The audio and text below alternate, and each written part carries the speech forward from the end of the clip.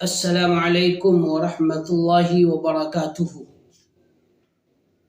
حمدا ومصليا أما بعد، قال النبي صلى الله عليه وسلم: من توضأ فأحسن الوضوء خرجت خطاياه من جسده حتى تخرج من تحت أظفاره.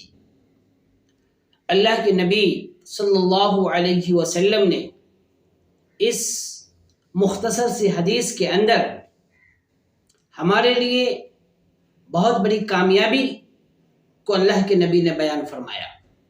اس حدیث کا مطلب یہ ہوا، ہم میں سے کوئی بھی مسلمان جب مکمل طریقے سے وضو کرتا ہے، اس طریقے سے وضو کرتا ہے جس طریقے سے اللہ کے نبی کریم صلی اللہ علیہ وسلم نے ہمیں تعلیم دی ہے، تو اللہ کے نبی نے فرمایا کہ اس شخص کے گناہ ختم کر دیے جاتے ہیں، یہاں تک کہ اس کے ناخن کے اندر جو میل کچیل ہوتے ہیں ان کو بھی اللہ رب العالمین ختم کر دیتا ہے۔